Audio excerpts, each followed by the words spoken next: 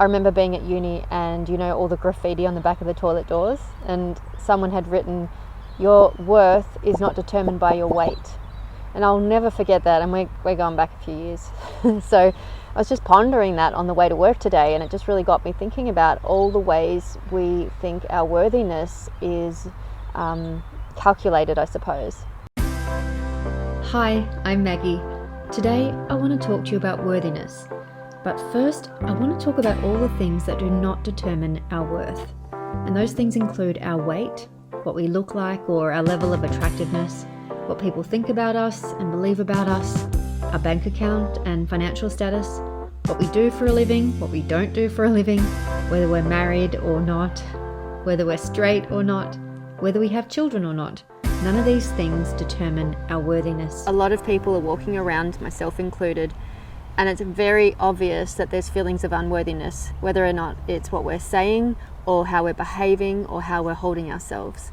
And some people are pretty skilled at pretending that they feel worthy. There might be false confidence or even arrogance, but deep down there is deep unworthiness. And there's a really powerful story that I came across that illustrates this point perfectly.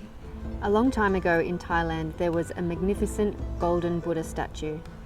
It stood over 10 feet tall, and during a time of conflict, the monks feared that invaders would steal this precious treasure, so they came up with a plan.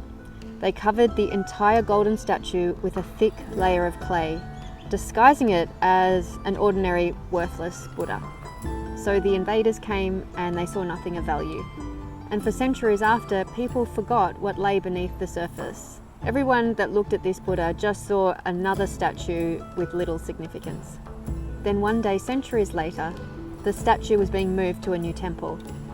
And during transport, the clay cracked in a few places, and a monk noticed a strange glimmer through the cracks and took a closer look. He carefully chipped away at the clay and discovered something extraordinary. Pure gold shining beneath. I love this story so much because I think it's a wonderful metaphor for us human beings. Our true nature, our worthiness exists from birth, or beyond birth. Our soul is eternal and it is worthy. It's our birthright. We all have that golden divine spark within us. And what does the clay represent? It represents the limiting beliefs, the faulty patterns and programming, our egoic behaviors and limitations that we place on ourselves. All of these things are the clay hiding our true value from ourselves. And then our lifelong journey is about removing the mud. It's all the crap that's in the way that conceals our true nature. And that is a deep exploration of self. Socrates says, know thyself. It is the most worthwhile thing you can do is to discover yourself.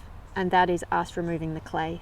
So when we have moments of insights, those aha moments, those revelations, those moments of like, oh my gosh, I understand something now, I see something now, I know something now truer and deeper about myself.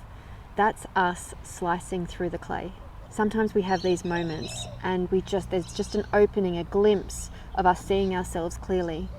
And then it closes again when we go back to our own patterns. But the goal is that when these glimpses happen, we hold tight and we not tight, but we kind of stretch and keep that opening there so that we don't lose that new knowing. Because I can't tell you how many times I've had revelation and then had to have the same revelation 6 months later, 12 months later, because I haven't integrated.